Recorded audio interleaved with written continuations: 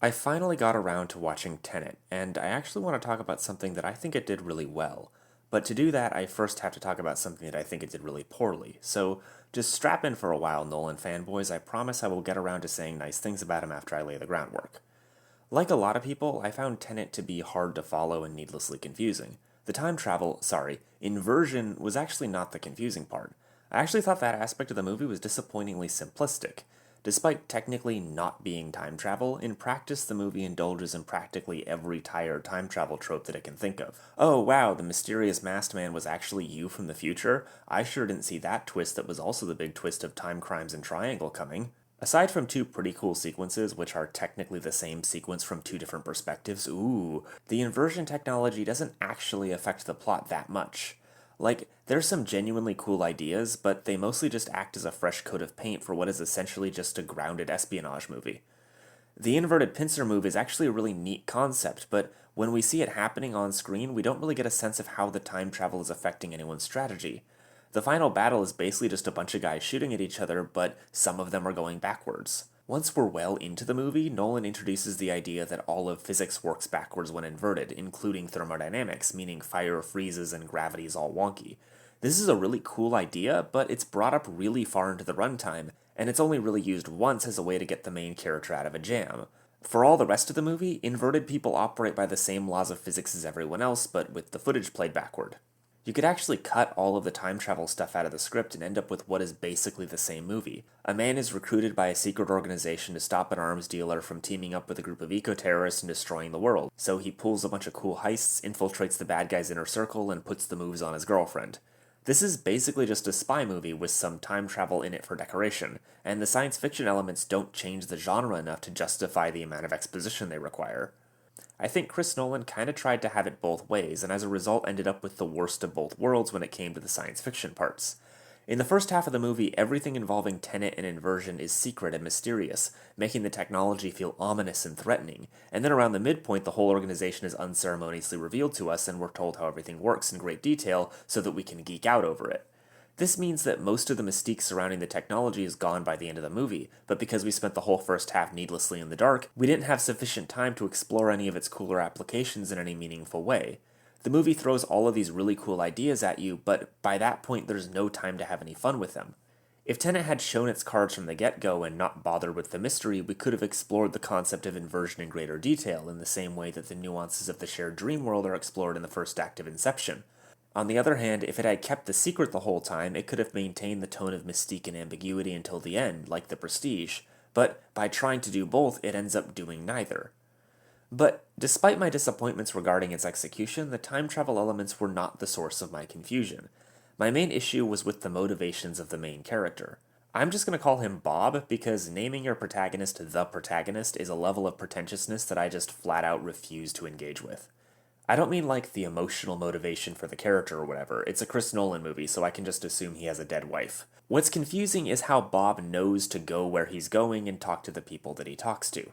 In this scene where the scientist lady explains how the inverted bullets work, the most confusing part of it was not the inversion, it was where the heck we were and how Bob knew to go there. We see Bob get some kind of vague direction from this dude, then the word Tenet, and that's basically it.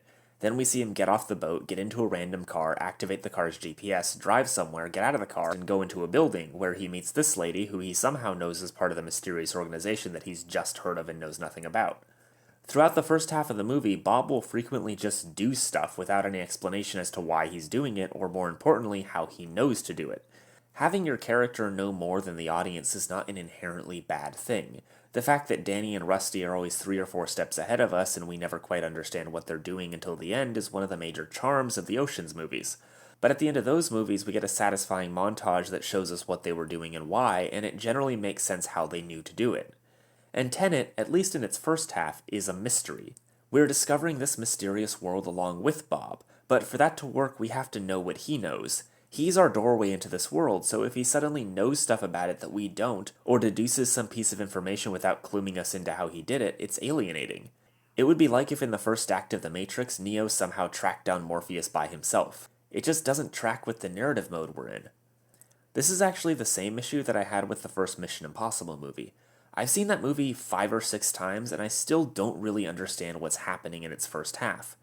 I'm still not entirely clear on who Max is and what Job means, but the really frustrating question is how does Ethan figure out who Max is and what Job means? In the first half of this movie, Ethan just kinda does stuff. We do get explanations about what the stuff he's doing is, but it's never made entirely clear how he knew to do it. This makes the overall plot more confusing because instead of just trying to figure out what the antagonists are up to, we also now have to try and figure out what Ethan's up to. But both Tenet and Mission Impossible still manage to be really enjoyable movies because they both solve or at least mitigate the effects of this problem in a pretty elegant way. The first half of Mission Impossible is about, if memory serves me correctly, Ethan's whole team getting murdered, Ethan getting framed for it, Ethan holding up in a safe house, Ethan somehow discovering that someone is planning to steal a list of active agents, Ethan deciding to steal the knock list first, and Ethan putting together a team to steal it, all of which I found very convoluted and confusing. But once the plan to steal the knock list is put into motion, the movie stops being about all of that and starts being about Ethan trying to get this thing from this thing without touching this thing. You don't need to understand anything that's happening in the movie so far to understand the stakes of this heist, which is great because I don't. All you need to know is that Ethan and his ragtag bunch of misfits have to download something from this computer without touching the floor and get past all the cool security measures that are helpfully explained in great detail. What is the thing they're downloading and why do they need it? Who gives a shit? Tom Cruise is hanging upside down and all of our buttholes are clenched firmly shut.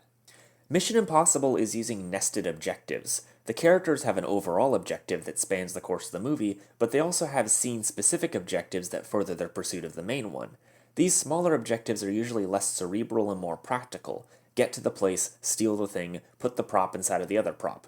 This allows them to act as sort of a lifeline for confused people. Even if the double crosses and confusing motivations have totally lost you, you can still understand what the objective of this scene is, and on that level understand why Ethan is doing what he's doing. Tenet pulls basically the same trick. By the midpoint of the movie, Bob has met some lady who sold a fake drawing which her husband is using to blackmail her, and so Bob wants to destroy it so that she can help him investigate her husband, who this Indian lady said was the source of the inverted bullets, and they need to know where they came from because there's a war in the future whose debris someone in the future decided to put an inversion machine for some reason, and somehow Bob has figured all this out by walking up to random NPCs and pressing X to talk. But none of that really matters, because all we need to know at this point is that Bob and his best pal Neil need to break into this vault and destroy this drawing. It's a tangible, practical objective. And while their motivation for pursuing it hinges on the last hour of people doing things for mysterious reasons, we don't need to understand any of that to enjoy this section of the movie. We watch Bob and Neil case the joint, discuss various ideas, recruit a crew, and crash the 747 into the side of the building. I'm sure this whole thing would be a lot more impactful if I also understood what the hell was going on in the rest of the movie, but because the stakes and plot elements of this little sequence have been thoroughly laid out for us, it's able to function like a little self-contained short film. Maybe I'm just a sucker for heists, but this scene was cool enough that it made the rest of the movie worth it. Using these nested objectives is a great way to make a complicated story more accessible. You don't necessarily need to understand every detail of the overarching plot if the movie regularly updates you on what the characters are trying to do and why. It's like a little signpost that allows you to catch up, or at least allows you to enjoy the more visceral aspects of the picture even if the cerebral aspects have been poorly communicated. I obviously had a lot of issues with Tenet, but because Chris Nolan left these little signposts scattered throughout the movie, it was still pretty enjoyable. I also appreciate that there's like a really tall lady in this movie, and Christopher Nolan doesn't like make her shorter by making her stand in a hole or putting all the men on apple boxes or whatever. He just, lets Bob be like a whole 2 heads shorter than the leading lady, which is amazing and hilarious. Like, I don't know. Christopher Nolan has a bad reputation when it comes to women, which, he probably deserves. But this is really funny. I appreciated that. Wowee, you just listened to me talk about movies for 10 minutes. Good job. Why don't you reward yourself by moving your little mousey-wousey down below and hitting the subscribe button, or the like button, or leaving a comment, maybe about the video you just watched, but, I'll take one about your favorite pasta type. Who cares? Anything goes, Nothing matters, it's 2020. Or maybe 2021. I don't know when this is coming out.